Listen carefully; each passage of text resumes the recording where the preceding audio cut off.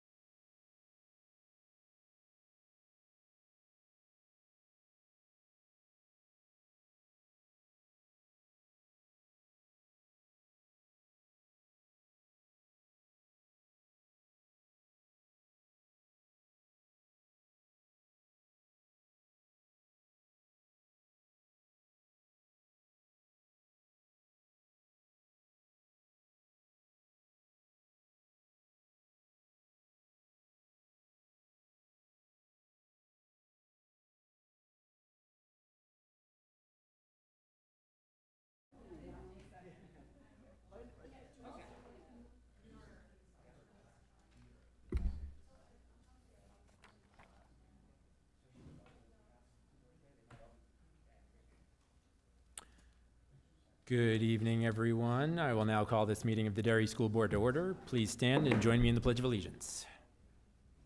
To the flag of the United States of America, and to the republic for which it stands, one nation, under God, indivisible, with liberty and justice for all. Thank you. We will start with the roll call. If everyone could introduce themselves, name and position from my right. So, Clifton.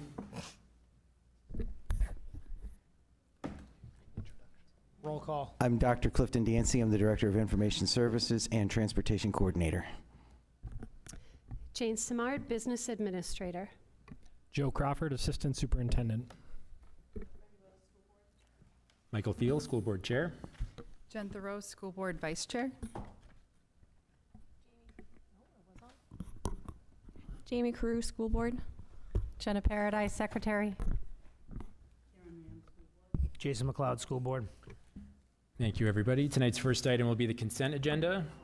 For approval, we have the non-public meeting minutes of June 10th, 2025, the public meeting minutes of June 10th, 2025, approval of the manifests in the amount of $6,507,178.72, of which $4,688,867.54 is general payroll and $1,818,311.18 is general expense.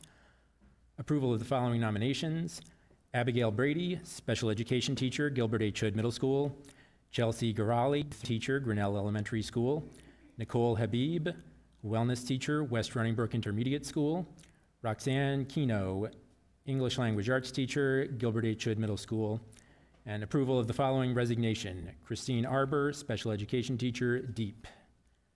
Do I have a motion to approve the consent agenda? So moved. First by Jason. Second. Second by Jen. All in favor? Aye. All opposed? Motion passes 7-0. Michael, with regret and wishing Mrs. Arbor the best of luck wherever she's leaving. She'll be missed. All right, we have one personnel-related item to consider outside of the consent agenda tonight, which is to grant the superintendent with permission to hire candidates on the board's behalf between board meetings during the summer.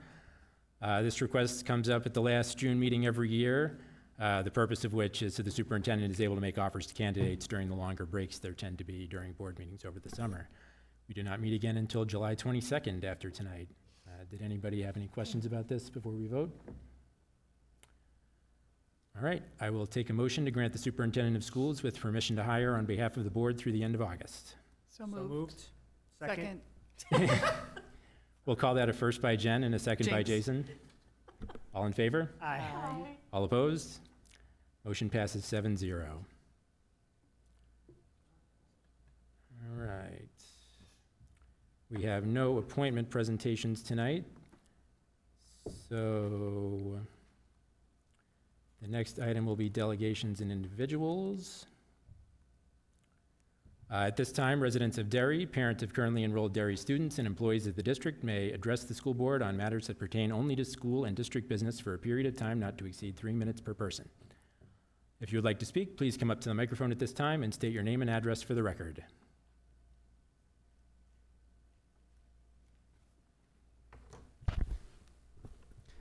David Clapp, 3 Barclay Drive.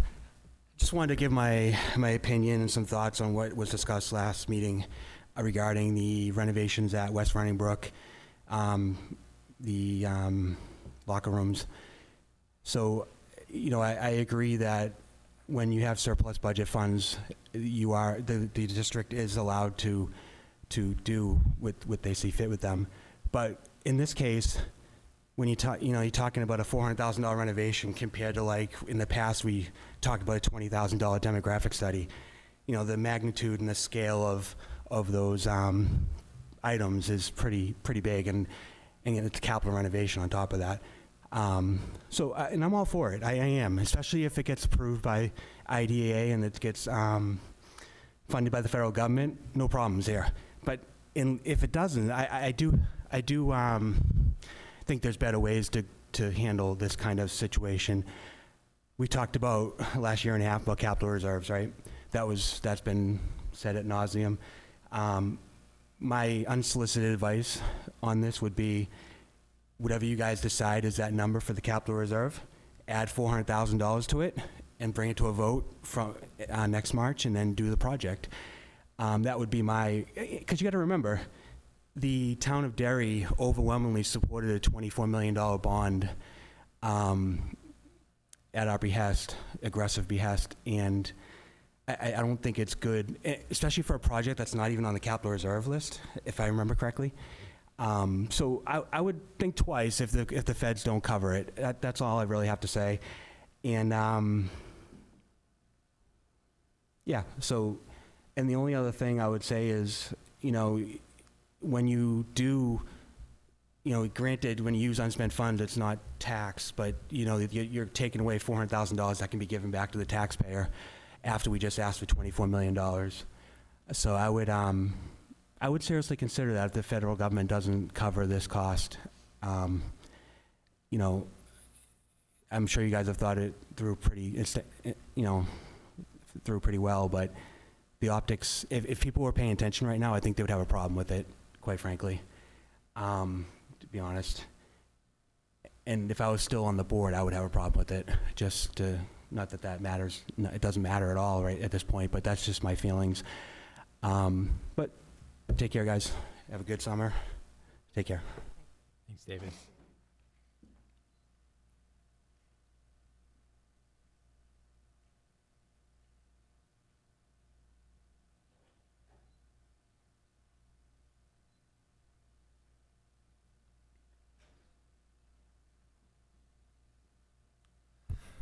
Good evening, board members, Madam Secretary. Tom Carden, 2 Cunningham Drive. I have a couple of really nice kids back there sitting watching the meeting. I think it's great. I just wanted to kind of follow up on what David said, because I just, and I'm not doubting the project at all. It sounded like a good project, but when you take $400,000 that are left over, I mean, I honestly, I think that money should have gone back to the taxpayers, or at least, it should go towards a capital improvement plan. And I don't know if you guys have a capital improvement plan yet, but I think that's what, I think that would be the whole idea of a capital improvement plan, is to, is to have that money and then, present that to the board and then have the board vote on it. So anyway, thank you. Tom. I'll keep them in line.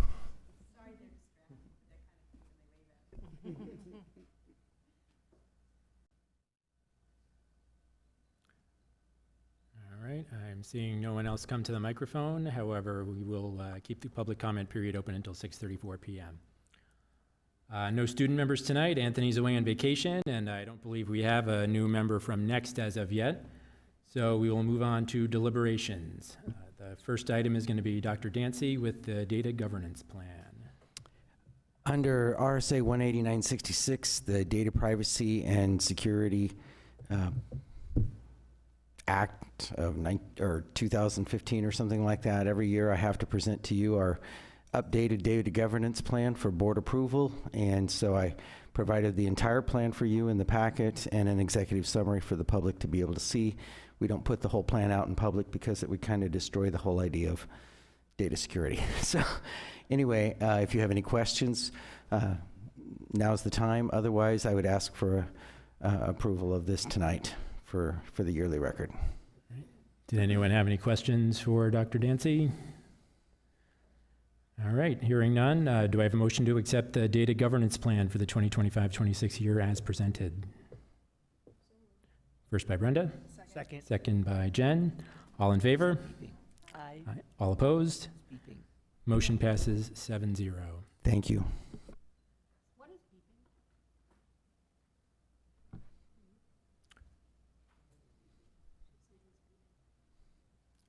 All right, well, the next item is going to be the suspension of board policies DBI and DBJ. This came up because I had been looking at our policies relative to our duties around the use of unexpended funds, and I came across these two policies and brought them to the attention of the administration. They both have to do with transfers of appropriations between different purposes under the budget. So the text of both of these policies is from 1986. They both predate the municipal budget law of 1993. And the way the budget is managed changed when that law came into effect, but the policy was never updated to reflect the law. So seeing as these policies are outdated and they don't reflect the current realities, we believe that they should be suspended, and then the policy committee would look at adoption of replacements. So the district for decades now has managed the budget according to a provision in the municipal budget laws, which is specifically RSA 32, section 10, paragraph 1, subparagraph C.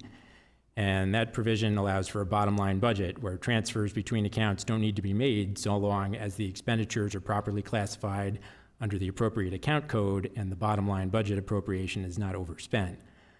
So this is just really an oversight. At the time the law was changed, going back quite a long time before anybody up here was here. And the new laws around budgeting became standard practice. It was never given a second thought. It's really nobody's fault that these policies have been left in place. It predates most all of us. And, the way this is done now is under the law and it's an accepted standard. But now that we're aware of this old language, we should act accordingly to remedy it. So if we vote to suspend the policies, the provisions of the policies would be no longer in effect. Our policy BGF allows for the suspension of policies with a majority vote if the proposed suspension has been put in writing in the call of the meeting. So neither of these policies is considered to be required by the NHSBA. They're recommended to give specific direction to the administration under the law.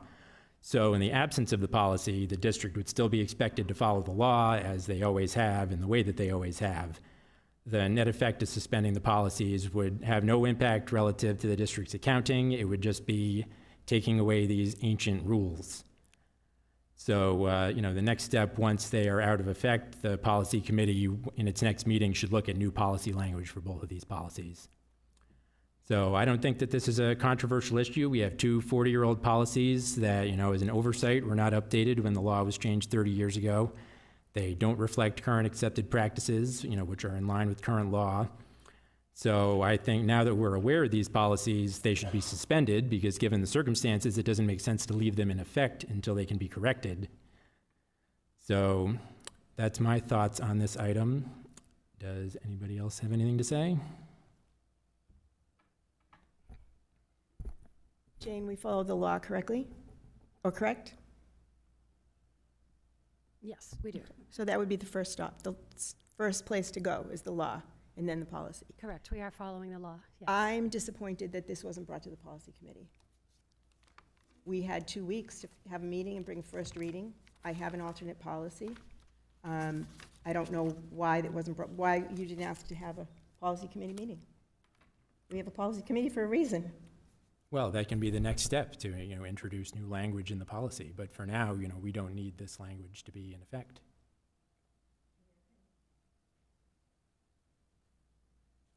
All right. Did anybody else have any other comments? All right. Do I have a motion to suspend board policies DBI and DBJ? So moved. First by Jen, Second. second by Jason. All in favor? Aye. Aye. All opposed? Aye. Motion passes 5-2. All right. The next item is going to be the appointments of new members to the Fiscal Advisory Committee. So per policy BDFA, the vacancies were announced in May, and the appointments need to be voted on prior to June 30th. So this is our last meeting before then. So we will take a vote tonight. So this committee consists of 9 members and 2 alternates. We have 6 incumbent members returning to the committee this year. So thank you to Michael Allen, Steve Barry, Tom Carden, Elizabeth Corcoran, Jody Nelson, and Marissa Russo-Stitt. Thanks to all of you for returning for another year. So that's going to leave 3 open seats for members and the 2 seats for alternates. So last year, Anthony Henry, who had been an alternate, was moved up to fill in the remainder of Jen's 1-year term when she resigned from the committee to join the board. So Anthony will return for a new 3-year term as a member. The rest of the open seats are appointed on a first-come, first-served basis as called for in the policy. So the applicants were Richard Tripp. For a 3-year term, he would fill the seat vacated by Chris Broom, whose term ended and will not be returning. Derek Anderson for a 2-year term. He would fill the remaining 2 years on Jenna Paradise's term after she resigned to join the board last year. Ben Cohn to a 3-year term as alternate, that would be filling a vacant seat. And Jim Dietzel to a 2-year term as alternate, filling the remaining 2 years on Anthony's term as alternate. I have So- a question. I have a question. Yep. I understand, so Anthony is an alternate and now has moved up, but my question is Anthony of voting age? Because how can you have a voting member on a budget committee if you are not of voting age? The policy does not set a minimum age for membership on the Fiscal Advisory Committee. Okay, but it's still, that seems like something that needs to then be addressed, because I understand being an alternate if you are just sitting in and taking in the information, but we have, if you're going to vote on something that is going to go into policy, you need to be of voting age. I don't see how somebody who's not 18 who cannot vote can vote on things in regards to town or school government. This came up last year when Anthony was appointed to be an alternate, and it was determined that because the policy did not set a minimum age, that Anthony could be appointed to the committee. And nothing has changed in that regard. And the Fiscal Advisory Committee is advisory. They don't really vote. They advise. Yeah, the Fiscal Advisory Committee is just that, it's an advisory committee. They don't have any voting power over the budget that gets presented. Okay, so their votes among themselves that They can vote to recommend the budget, Okay.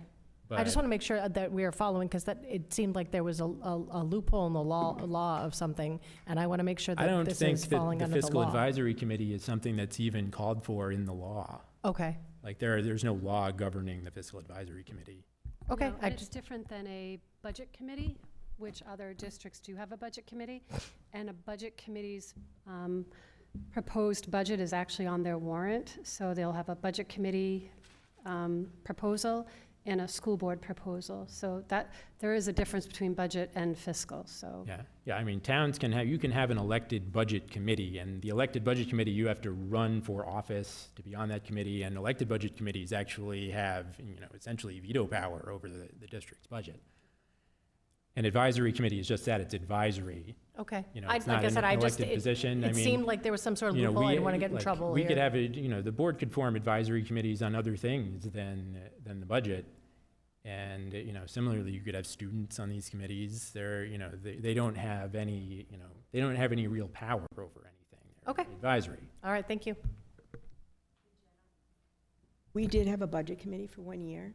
It was dissolved, and the Fiscal Advisory Committee took the place of that budget committee because the community wanted oversight and wanted to see what we were doing with our budget. That's kind of, it's been a long time, like over, I don't even know how long ago that was, but it was it's been in place for a long time. Okay, I just, like I said, I just wanted to make sure that in regards to using the word like voting, and I do remember being on fiscal and having a vote, that there was something in place there. I just want to make sure everything was kosher. Nope, yeah, they're there to give advice. Okay.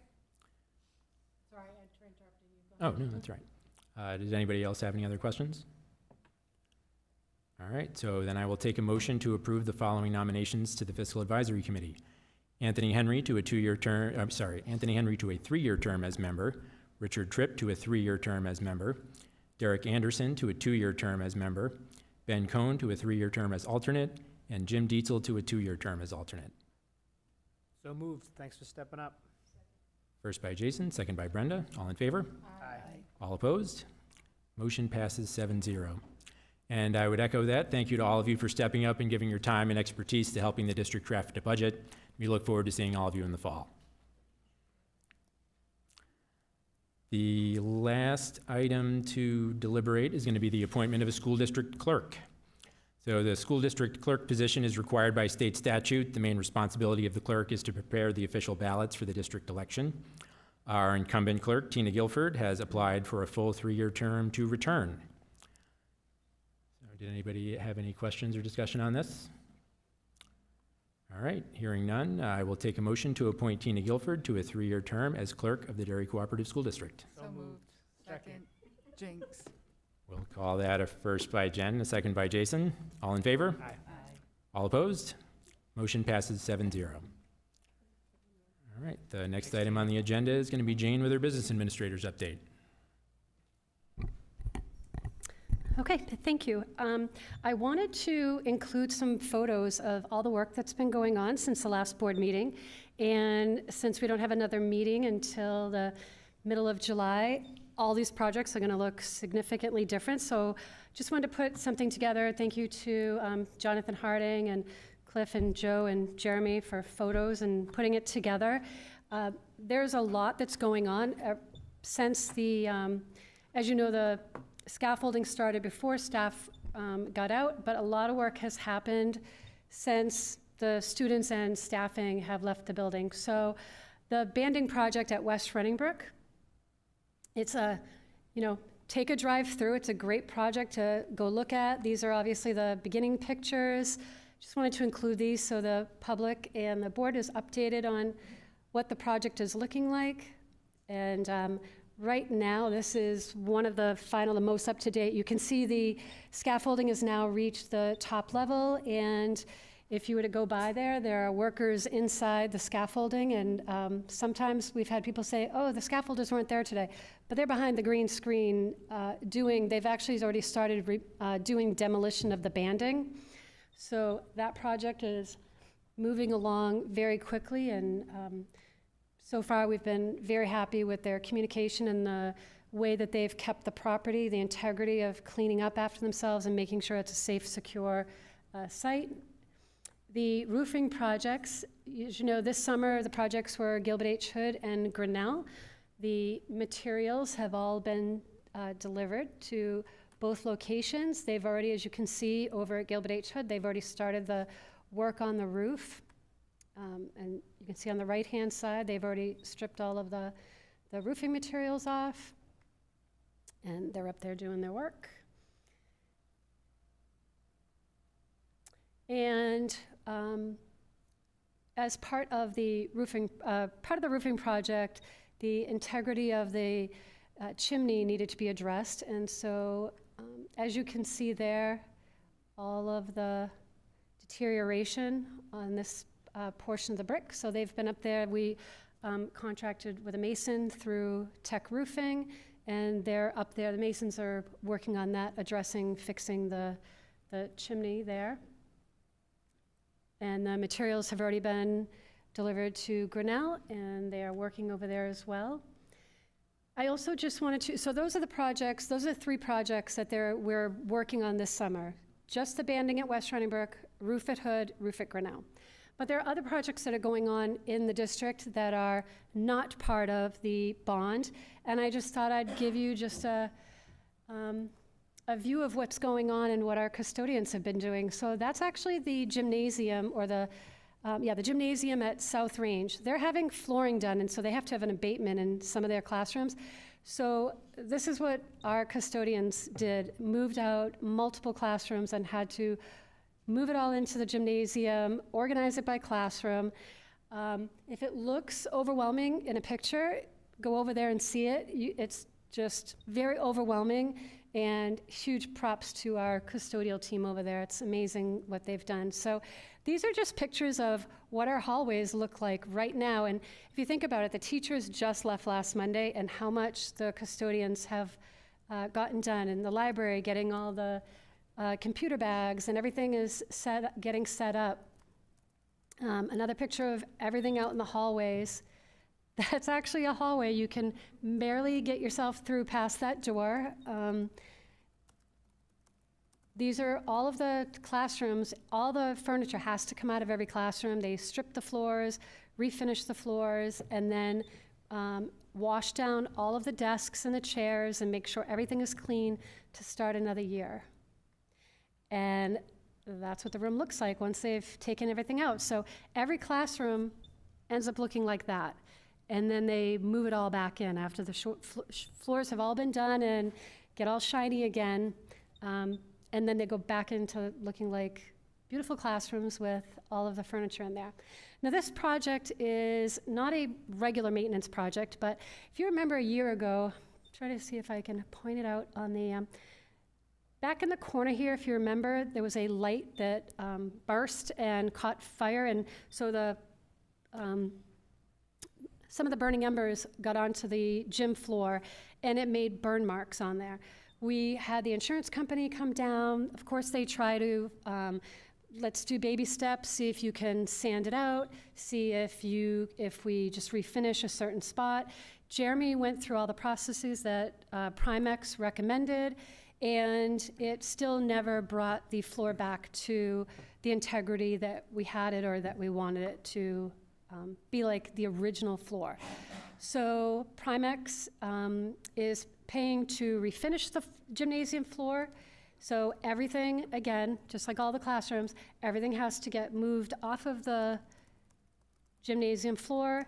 This is the company who is now sanding down, stripping down the finished floors into the bare, and then they have, now that they've stripped all the floors, they're now in there taping all of the courts back in there, and that all will get redone. And then they're gonna go back in, and then they put the floor finish on there. So that's a big project over there, which is not even a scheduled summer project, but it's just, we had to hold off on, because it does take a while, it's something we had to wait till summer. And that we've already received a check as a reimbursement from Primex. So that's not a cost of the district other than the deductible. So that will be done before school starts. Is that the end? That might have been my last picture. So those are just some of the things that are going on. The abatements will be starting at South Range, and I believe Grinnell's probably going to have some abatements. We are replacing the guardrail over at Grinnell. These are projects that are going to be happening this summer, but I wanted to give you what actually has been happening up until today. So a lot of those pictures are as of today. There'll be a guardrail. They're replacing the guardrail at Grinnell. That's going to happen this summer. There's obviously going to be more flooring that's going to be done, and we will give you updates at the next board meeting of any, well, not any, but the progress of the roofs over Grinnell and Hood and the project over West Running Brook. So we'll make sure that we send you more photos. If you have questions in the meantime, please feel free to reach out to Jeremy.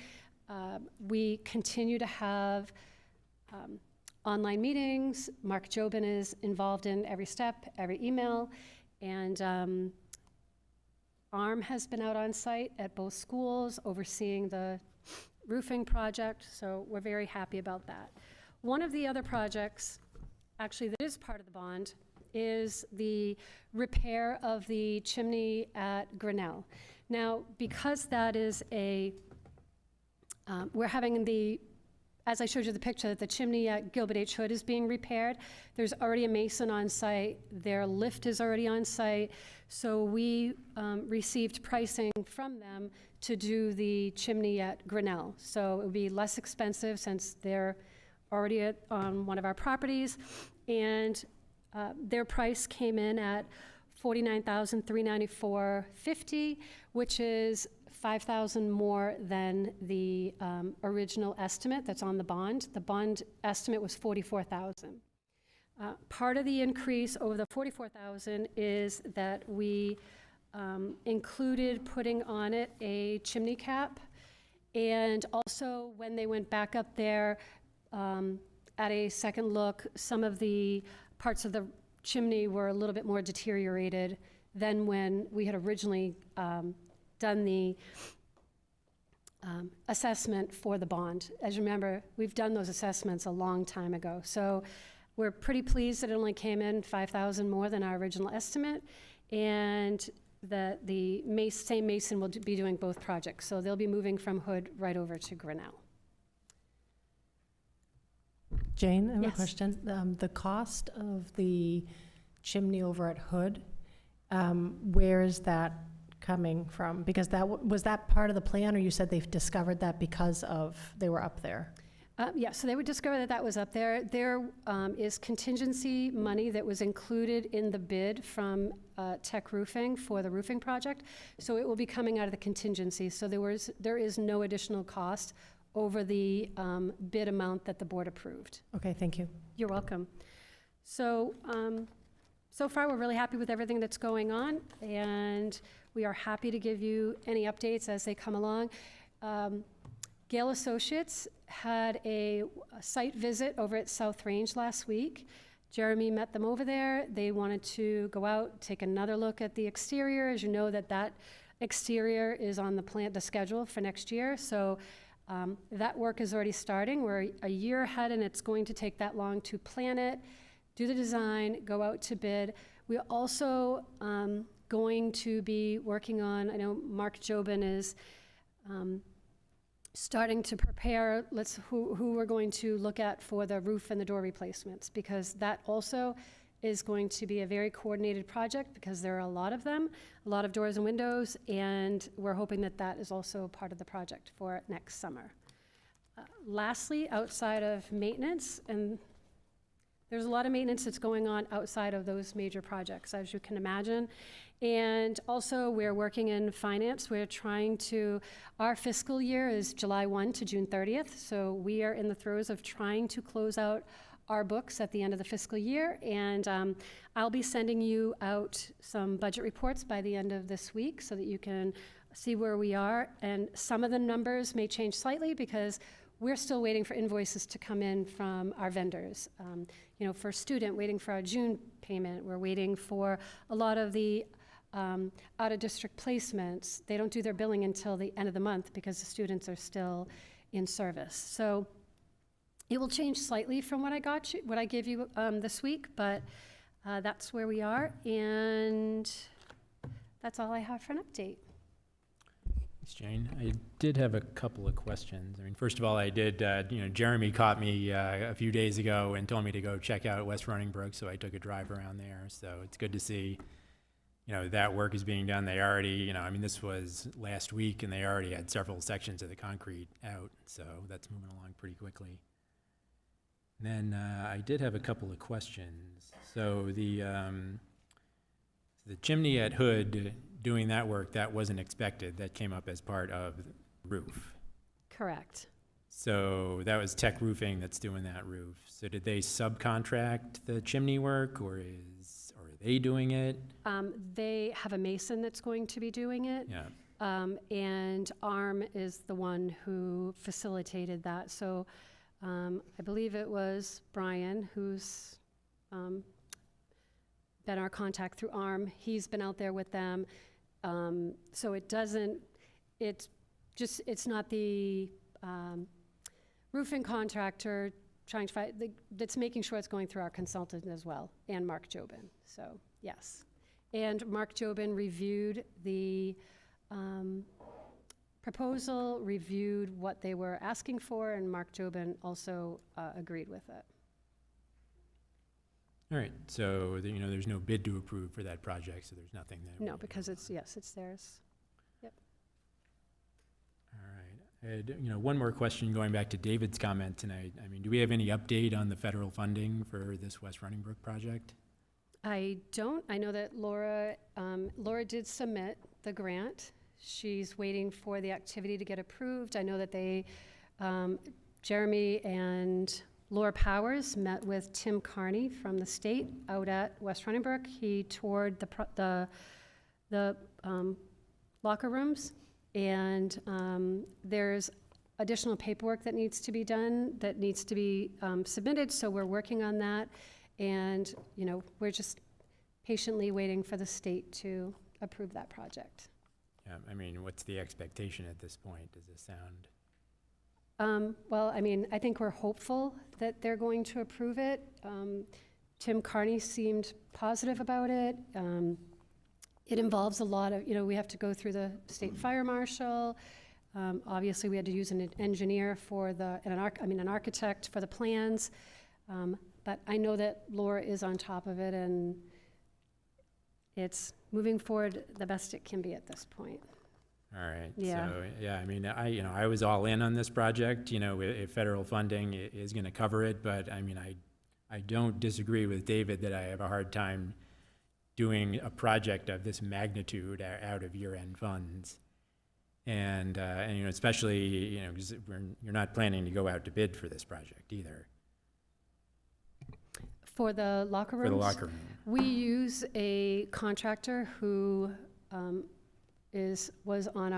we put out a bid for a general contractor several years ago, and was the only general contractor, and has also been a contractor who's been doing the majority of the work in the district. He did all the lobby renovations back in 2000, the secure lobby renovations. He did the renovation for the whole front of Gilbert H. Hood, where the office is moved, and the nurse's office. They've done all of that work. So it didn't go out to bid, but it's been our contractor who was awarded the bid several years ago. And we haven't started that project, right? It's still... There's been no demo for the project, but Moran has spent a lot of time getting pricing from contractors, and I know he's spent a lot of time on the project, but no demo has started. Shouldn't that go out to a new bid? It's been a few years, even if it's this federal funding for it. I would assume or would hope that we would put that out for an updated bid and not just award to somebody who we discussed something with several years ago.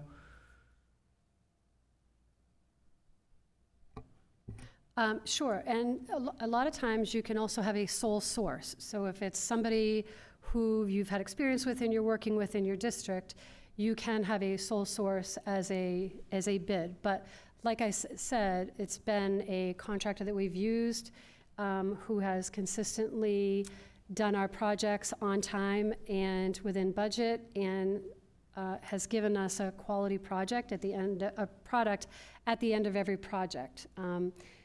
Jane, that makes sense to me, and I'm sorry to cut you off, but I think there's a difference between maybe like a $10,000 project where we're like, hey, we know the work, they can get it done, but we're talking $400,000, potentially $500,000 maybe, who knows?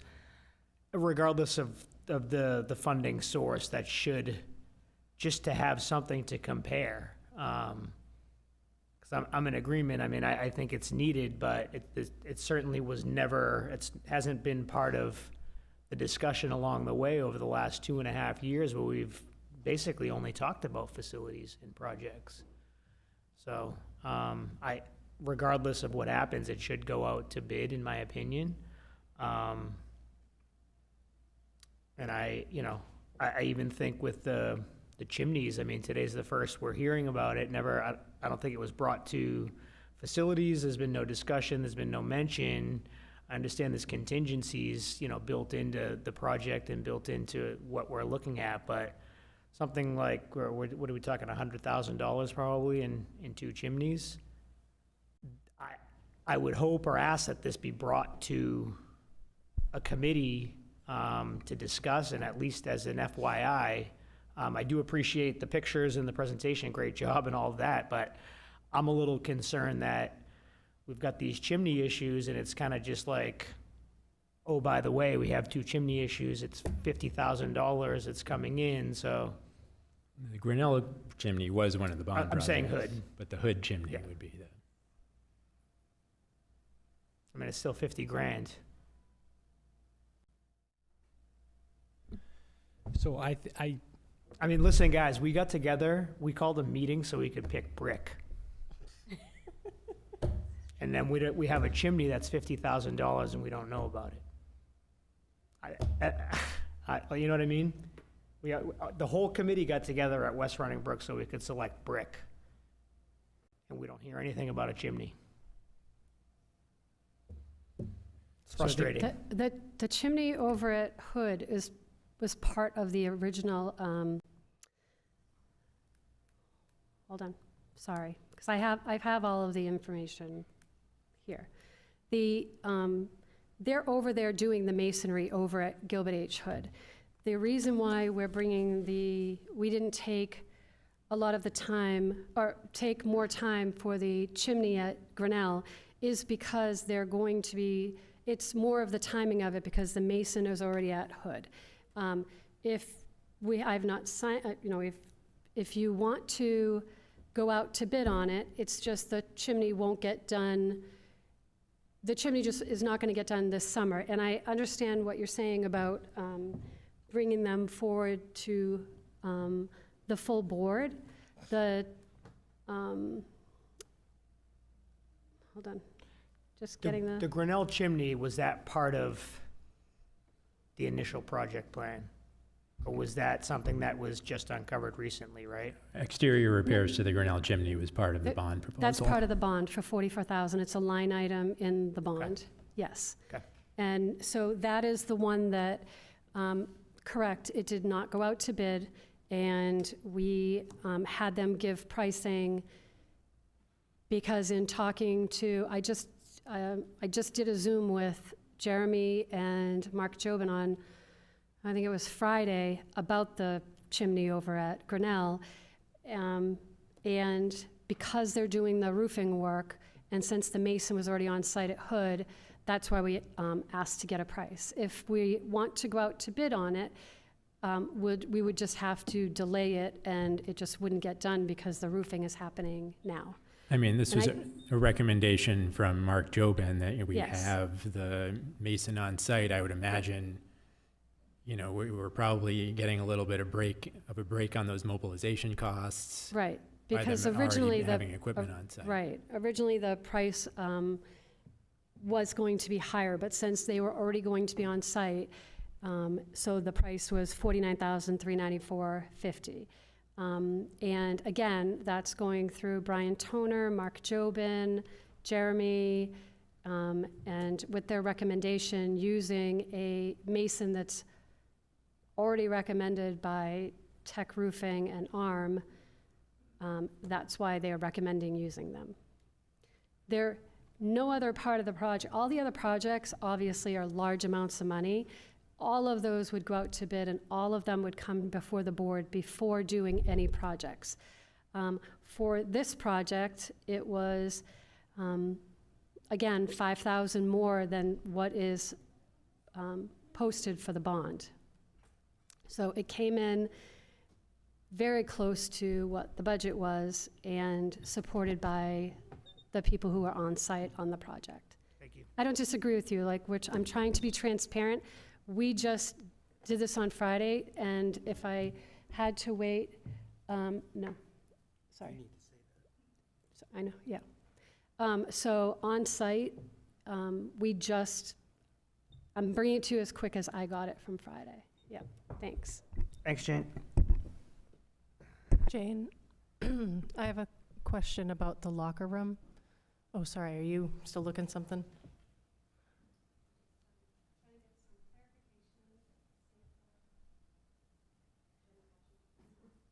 Okay. I had a question about the locker room. So while this grant is out to bid and we're waiting, we're not moving forward with any of the demo, correct? Or is there a plan to get started before it actually gets approved? Here's the thing with that project. That is a very involved project, a lot of demolition. They're putting in They have to put in air conditioning, they have to do all of the flooring, all of the walls, they have to put in the lighting, all of that. If they don't move forward on that project soon, it's not going to be ready for the start of school. So it's Okay. just, it's not. So if we were to ask, or if there was something about sending it out for another estimate, because we didn't go out and put it out to bid and ask for it, how long would that delay the start of this project? And is it something that we would consider? So if you were to put it out to bid, typically, and you're gonna have, they would have to, I'm sure they would do the same thing that Moran did. They would have to get pricing from a electrician. They would have to get pricing from all of the vendors who are going to have to do work on that project. So if we were to post the project, and if we were to typically, for that type of thing, you have to give them at least 3 weeks to come up with for pricing for that. You're at the end of July. And is it a possibility, oh, sorry, one more question. Is there, I don't know, I'll be honest, about how grants work. Is there a possibility that a full grant would not be awarded and it would only be a partial grant? Or is it just simply approve or deny? You're asking if the state would approve a partial grant? Yeah, like, is there a possibility that they wouldn't cover the full amount and only a partial amount? Or is it either yes or no? They may approve a partial amount because we don't have enough available funding in IDEA. I don't think that they would scrutinize the project and say, we're going to only pay partial because we don't like that you are putting in appropriate lighting, something like that. It would be more about the amount of funding that she has available in the grant. Okay, thank you. That Laura has available. Okay, thank you. Yes. Yeah, similar to, I guess, what Jenna was asking too. I know that this is a grant that Laura's been working on, it sounds like. I'm curious if putting that project out to bid is going to provide more robust evidence for the grant itself, or if there's a minimum amount requirement within the grant application that requires it to go out to bid for a particular amount of money, because it is such an expensive project. I ask that, I know we're competing on a timeline here, but I also don't want the grant to be jeopardized either by not providing robust enough evidence to support the project. Sure, yep, and I completely understand that, and that is one of the questions that they ask you or want to see your bid process, or if it's sole source and you have you would have to have a legitimate reason. For example, during using my ESSER grants, and we used Honeywell for the HVAC programs that we recently did in the last 2 years, we did not go out to bid for that because we considered it a sole source because it ties into all of our other HVAC systems. And that was allowable. So, they could reject it. They also could accept it as a sole source of the contractor who has been working in the district. Perhaps then, I mean, I guess Laura would be the person to ask this too, because she's the one that spearheaded the grant, but Yeah. I'm curious if there is a minimum amount within the grant application requiring a bid. You know, a project of over X amount of dollars requires bidding as part of the grant application. Yes. For the IDEA project, specific to IDEA projects. Sure, it is very similar with IDEA and even my ESSER grants, or just in our general accounting, they ask us to show the bidding, if you went out to bid, they want to see the bids that came in. Even our auditors ask that. And I don't disagree that on a wide variety of projects, we still go out to bid, particularly even the roofing. We went out to bid for the roofing for Hood and Grinnell, and Tech won the bid again, even though they had already done Barca and West, and we have experience with them. And I don't disagree with you on that. I don't think that IDA would kick it back because we're using a sole source who's already been doing a lot of the contracting in the district. And that's up to the board where, you know, the majority of the time, we always go out to bid. Yeah. Again, with the interest of time and Right, I know wanting time to get is that of the project. essence, and I Yeah. really want this project to get completed. I know, I just want to make sure that it's being done in a way that, you know, is yes. prudent. Mhm. Yeah, I mean, you know, this is a tough one because, you know, I think we want this project to get completed, and, you know, we are hopeful that it will be covered by the grant, but it sounds like in order to get this project completed this summer, you're going to have to start it before you know you're going to have the grant money. So I think that's where we're all struggling here.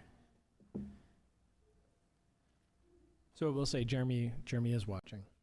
He did, yeah, he just texted me as well. And just to follow up on one of Jenna's questions regarding timeline, and I don't want to get into, I don't know a ton about this process. Some of you probably know more. The process that we're using right now with Moore and construction is called design build. So although we had initial engineering architectural drawings for the space, those drawings are turned over to Dan Warren and general contractors, and they do a design build process. If we were to go out to bid, we would likely have to hire an architect to design out the entire process so that people are bidding like for like, apples to apples, right? So that is an extenuating part of the timeline. That takes some, so that would be one additional step that would have to go before we present a bid, because in order to allow contractors to bid on it, we need to actually have the full, complete schematics and design so that everybody knows they're bidding on exactly the same thing, which takes additional cost and time for us to do. Is there any way to post the project for a short period of time, given that we are under a time crunch, and then we at least have the evidence to suggest that we've gone out to bid for it in a amount of time and maybe got no bids, but it was put out there? You'd need to have plans first, though, is what you're...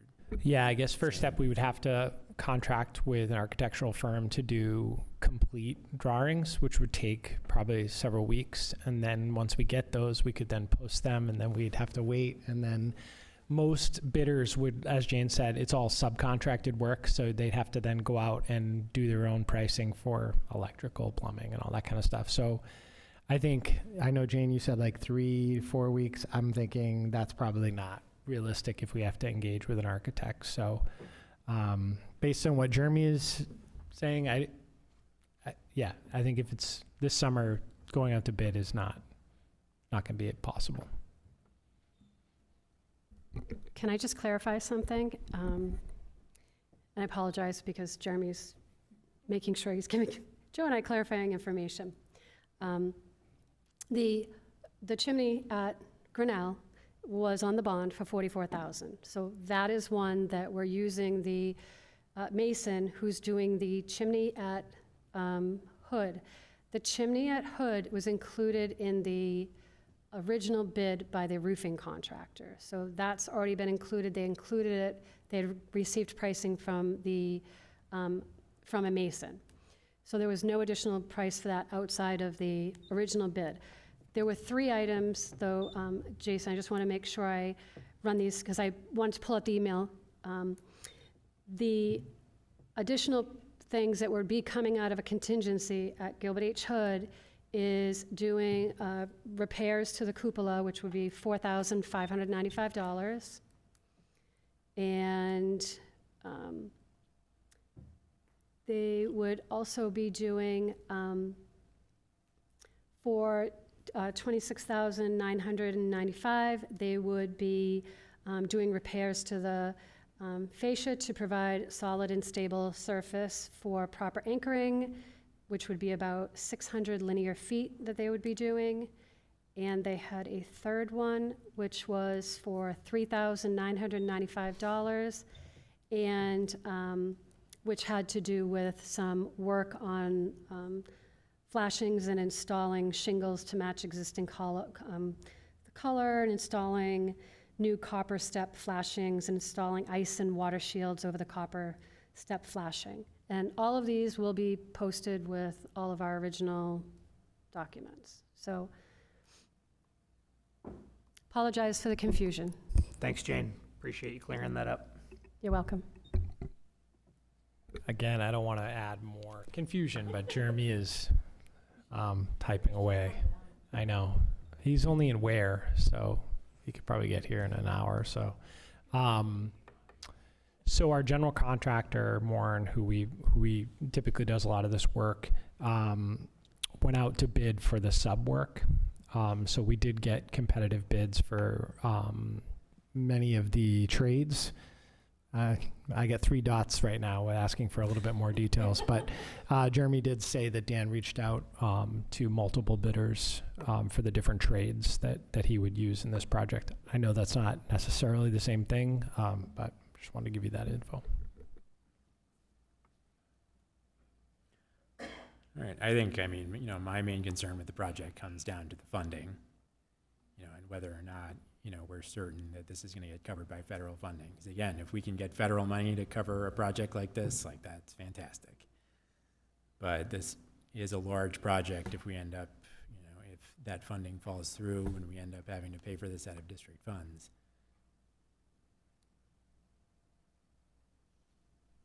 But I also understand the timeline, and that if you're going to do this project this summer, you're not going to know that until it's already underway. Correct. And, you know, unfortunately, that's the timeline that we're in right now, and I don't have any more news to give other than we're waiting for them to, because if they approve the activity, then at least, you know, the supplemental paperwork is, you know, typically what they'll do is substantially approve your project. And I think that's what we're waiting for, is a substantial approval. So my question is this something that there should be a deadline? Like, if we don't hear of an approval by X date, that this gets tabled until next year? I mean, how imperative is this project to be done for the start of next year? Because I see the point of bringing it to the attention, saying this is a large amount for a project to be done, that it sounds like it should be something that should come to a vote, or that should be decided by taxpayer money. So something this large of an undertaking, and we're starting it and we're still waiting for funding, do we give it, or should it be given a deadline? Like, if we don't hear and get an approval for the funding by X date, then we table it. Yeah, so at our last meeting, when we presented this, we shared that the IDEA funding was pending, but we needed to move forward with district funds. And Michael asked if anybody had concerns. There was no formal vote. Nobody raised any concerns. So we've continued to move forward. Now, we've invested, Morin Construction has invested time, which we hold off, we back out, that's okay. We still will have a cost associated with that, which is fine. That's a cost of doing business, and we understand that. So if we reverse course and say we're going to now wait until IDEA funds, I think we probably have a very short window. Not until, I would say certainly not until the next board meeting 4 weeks from today, because I don't think there's any hope the project could get done if we start it at the end of July or beginning of August, you know.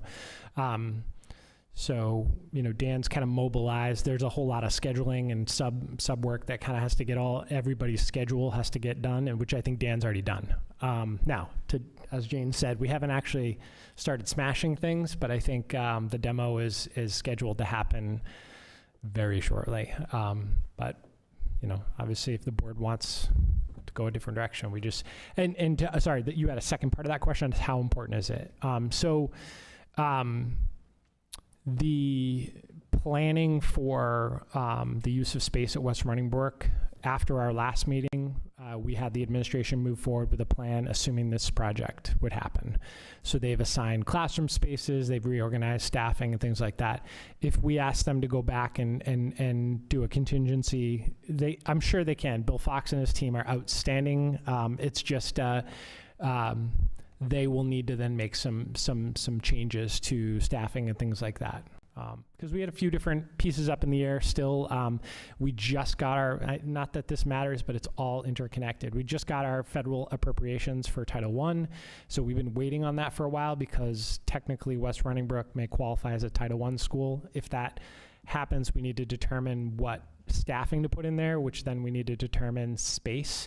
But we didn't get those allocations until last week, I think, which is incredibly late. But thus is the nature of right now the appropriations coming from the federal government. It's everything is in flux and unstable. So there's a lot of moving pieces. So I would say if we do pull the plug on this or potentially pull the plug, there are some significant disruptions to kind of planning for next year, but nothing that we can't overcome. I mean, we've definitely overcome much bigger challenges than this, and I can't say enough about Bill and his team and their ability to adapt. I don't know if that makes any sense.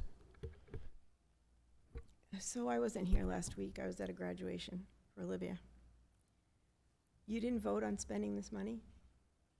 How, can somebody just, I didn't see it, so I don't know how it ended or how it came about. And what happens if, was there a contingency thought of if we don't get the federal funds? There was no vote. It basically, I think that's where the policy piece came in, because for the unreserved funds or the unspent funds, that was all part of the discussion, but it never actually went to a vote. I just looked through the meeting minutes again from last meeting. It really, it didn't go to vote, and the question around the funding was still kind of up in the air. I think that was really where the majority of the board sat, was understanding what the funding was going to look like. So sorry, I'm really not understanding. The funding that goes back to the taxpayers at the end of the year, or the funding for the project? Funding for the projects. So why is this such a big question when we've already spent money on a roof and a wall? Why is this different? How do you mean? Are you talking about the? We've used these extra funds that were not budgeted for a wall and for a roof. So why is, I'm just trying to understand why this is different, because I'm not comfortable with this at all, and I'm not comfortable with them not being able to move forward with a project that's going to benefit children. And I think it was just the June. cost. I think it was the cost. I apologize for asking the questions now as opposed to like last meeting that we had, because I understand. So it's the money that's left in the funds that they can, I don't want to do what they will, but it's leftover funds so they can put it towards projects. My questions were just raised because David coming up and asking and Tom coming up saying that this amount of money would normally go possibly back to the taxpayers, and it's a large sum of money, whereas our other projects are smaller amounts. So it had me question just a couple of things that I didn't think of before. So now I'm thinking of it now I'm asking the question. That's why I'm coming up with it now with the questions. So My issue is in the bidding The other funds would go process. back to the taxpayers too. That's the bottom line. When you have unreserved funds, they go back, generally, they go back to the taxpayers unless we vote to have a capital reserve fund or, all of the things that we're able to do as a board and then move it onto a ballot. This sounds like something that needs to be dealt with. Yeah, I mean, It does. anything left over at the end of the year would, go back and be the base of your next year's budget. But, I think that we had talked about, there being a balance in the maintenance fund and, and using, maintenance funds for maintenance projects at the end of the year. And, it sounded like this was going to be within the bounds of the money that had been allocated for maintenance. I hear you, Brenda. I mean, I think that I would want this project to get done. It sounds like it's going to be highly beneficial to the kids at West Running Brook that need it. Bill and his team sound like they've done a lot of work to get it to this point of being able to move forward with that. my question was really kind of piggybacking, I think, on what Jason and Jenna had mentioned a little bit about just providing a very robust application so that we have the best shot at these IDEA funds as possible. So that was where I was coming from today. Is robust in what they need. They write grants all the time, and we are very fortunate to get 99% of the grants in fully funded that we apply for. But there seems to be, and again, I wasn't here, so my bad, but there seems to be big concern that what if we don't? What's gonna happen? And if they're already given the green light at the last meeting, that a vote wasn't taken, or a vote didn't need to be taken, and they're moving forward, where's the direction for that? From this board, right? Because that's unfair. Yeah, I mean, if there are new concerns that are raised, this is the drop dead point. You know, if we want to raise, you know, a concern with them about going forward with this project, if the federal funding isn't locked in, tonight seems like it is the point of no return. So, I mean, I personally have no problem with moving forward with this project. It sounds like it's a need. I would say that the odds are probably in our favor to get this federally funded. And, you know, I think that it is important to get it done this summer. That's fine. I just had that's why I wanted to answer those questions of how imperative and where it was, because since we hadn't heard back yet, that was my concern, that we had not gotten the yes yet, which is, gives me pause as to getting that money. If it's looking promising, and Brenda says that, you know, 99% of the grants typically get approved, and that looks, then I'd say yes, but it is a big hit, and I do understand the idea of justifying that big of a chunk of money coming out without it getting approved. So that's where I just want to make sure that everything is in the up and up, and that it's looking like we are doing the right thing, I guess. At the last meeting, Jane said there'd be a strong likelihood that we'd get funding. My concern was just about around bidding, and if we were going out to bid. The project needs to happen. We need the space. We need the space for that group of students who are going to utilize that space. We're going to need the classroom space that would then be freed up. So the project is a needed project. I was just hoping that it would be able to be bid out, but Now we don't have time for bid, that's. if the subcontractors if that's gone out to bid, and we're saving money from the design phase, then, I mean, we have to hope that based on a design build, that it's gonna be in line, and I would assume that the contractor that's been selected is gonna, what is their criteria for the subcontractors? So will any of that be brought in a typical, or are they going to just pick who they want to award based on the sub? So are they gonna go with the lowest price? Are they, you know what I'm saying? What's the process? More in contracting, similar to, I believe, what they've done in the past, even when they did the lobby renovations. He reaches out to contractors, probably that he's used in the past. I'm assuming if he goes with the low bidder, if it's somebody that he's worked with and feels comfortable with the work that they do, then I would imagine it's that he's using low bidder, similar to ARM, the people who are bidding, and if they're a viable contractor, they go with the low bid. So, and in that situation, Tech was the low bid. But given the number of projects that More in Contracting has done for us, I feel like he does make sure he does his due diligence on getting pricing. I mean, we were calling him. I mean, we've been trying to get pricing, and he went out of his way to meet with contractors, and right up until last day when we said we had to have the price that day, I mean, he was meeting with contractors that day, or vendors, in order to get the most accurate pricing for this project. So I have a lot of faith in the work that he's done and however he comes up with his bid process. And sure, out of transparency, if the board wanted to see what people gave him for prices, I'm sure he would do that. Thanks, Jane. I would say, if there is sentiment on the board that we do not want to move forward with this project, I mean, someone can certainly call for a vote, to give direction to the administration in that regard. But, if not, I would say, we're instructing them to continue with this project. So my thought is, what if we don't get the grant? What happens? Well, if you don't get the grant, the board would need to allow the district to move forward with that project using unspent funds. And Which we need to be okay with that possibility. You need to be okay now, with that because you need to tonight. start the project before you know if you have a grant. Yes, and That's where the fuzzy part comes in. Do we have enough funds to move on with that? do you have enough funds to do the Yes, we project? discussed that at the last Yes. meeting, that We do. And Okay. in fact, you have enough funds in the in the maintenance account alone.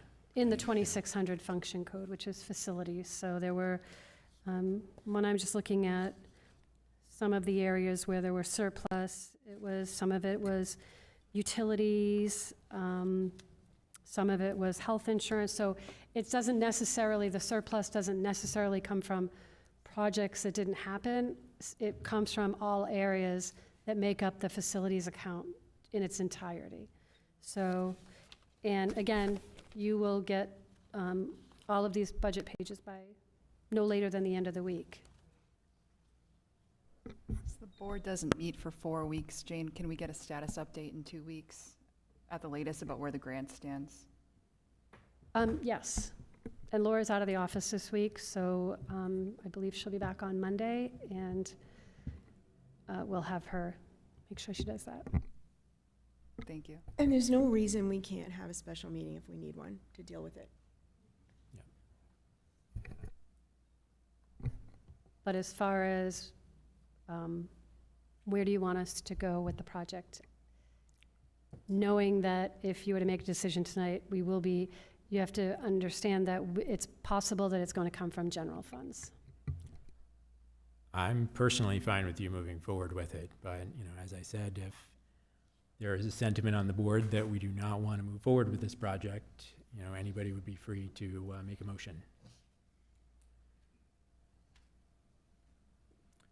So, hearing none, I think we are good to move forward with this project.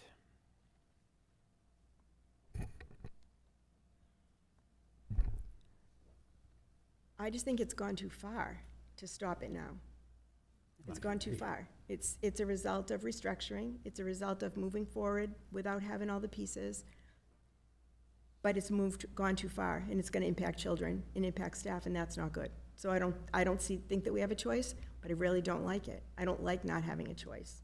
I don't like that it's an end, a decision that has to be made because of this, this, and this. Well, I feel like in this case, I'm trusting the judgment of the people who have put the thought behind this. They knew how much money we have. They obviously have a list of priorities of things that they could possibly do.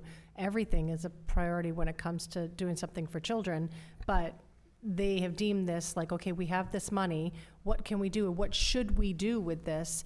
And this is the project that they're choosing. Now, obviously, they're hoping that the grant money is going to cover it, but they have enough faith in it to say, we have it's the pure purview of this group to decide where the money's gonna go.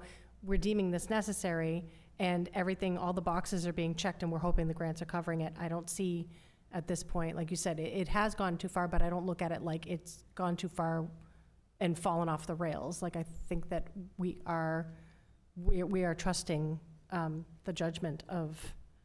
And I'm not questioning anybody's judgment. I'm questioning a lot of things. I'm just leaving it at that. This is dead space at West Running Brook right now. So, we're talking about making it usable space for the school. And, I think that we always knew under this model that we'd be utilizing every space that we have at the schools. So, it's simply a matter of making the space into something that's usable.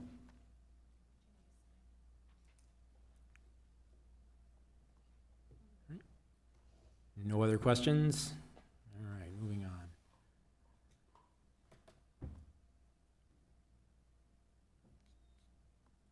So I don't believe we had any committees meet over the last 2 weeks, so there are no committee reports tonight. So next up will be FYIs. There was nothing to review in the packet tonight, but there are a few things to mention.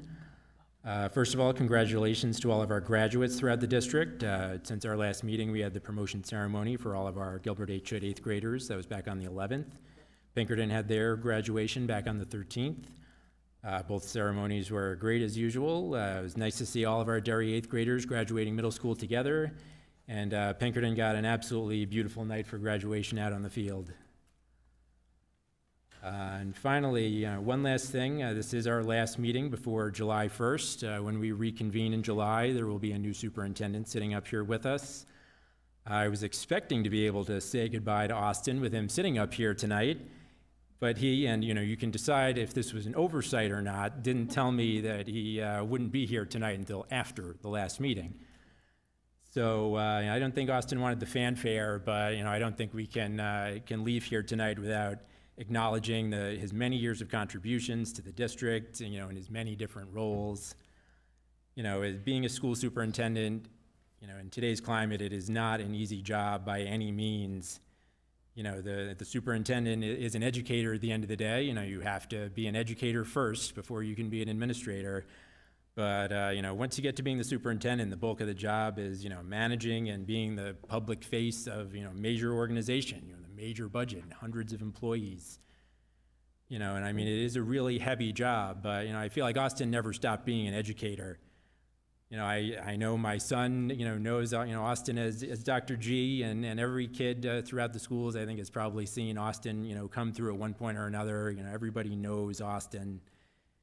And, they've seen him, walking through the halls or popping into their classroom, reading to them as the conductor of the Polar Express, or, dressed up as Carl from Up. So, and I also have to talk about the things that Austin accomplished in the 3 years that he was superintendent. I mean, we were able to move forward with this restructuring plan that had been discussed for years, and, it's a reality now. We passed a major bond to get these school facilities repaired. It hasn't been an easy road to get to any of these things, but, I know Austin can retire knowing that in his 3 years and his many years and his different roles before that he got things done in this district. On a personal level, I didn't really know Austin before I got onto the board. I think we met a couple of times at meetings. I think I have a picture of him with Lennon back when he came with the chess club in 2018. But, I've gotten to work very closely with him over the last few years. And, he can be a little rough around the edges, and, it gets him in trouble sometimes. But, he really is a good person, and I'm happy I've been able to get to know him over the last couple of years. So, Austin, wherever you are tonight, congratulations on an impressive career and good luck in retirement.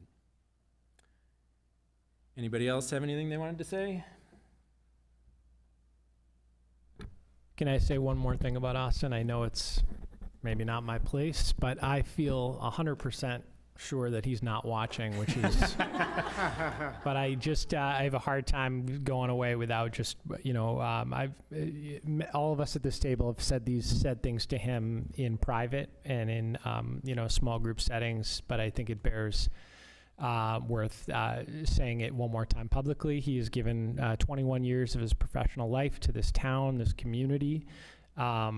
He hired many of the leaders and many of the teachers that work in this school district in some capacity, and he put trust in us and guided us. I can speak, I think I was 25, 26 when I met Austin, and so he put a lot of trust and faith in me as a very young and inexperienced and really, if I'm being honest, unqualified leader. But I wouldn't be here where I am today without him. And I said this to him last week. There are thousands of families' lives that have been impacted by him, and it's a great legacy. Not something he likes hearing because he doesn't want all the fanfare, but. It's just been such an honor and a pleasure to work with him over these 21 years, and he'll be missed. All right. If nobody else has anything, I will take one more thing, just our upcoming meeting schedule. So we're off for about a month. Our next meeting is going to be Tuesday, July 22nd at 6:30 here at the Municipal Center. And again, we will welcome Mike Flynn as the new superintendent. And the next meeting after that is going to be Tuesday, August 12th, also at 6:30 here at the Municipal Center. Do we have to seal our minutes, our non-public minutes from today? Yes, if we would like to seal the non-public minutes, I would take a motion for that. I'd like to make a motion to seal the non-public minutes from earlier today. Second. First by Jenna, second by Jason. All in favor? Aye. All opposed? Hearing none, motion passes 7-0. All right, now I will take a motion to adjourn. So moved. First by Jason. Second by Jamie. All in favor? Aye. All opposed? Motion passes 7-0. Good night, everybody.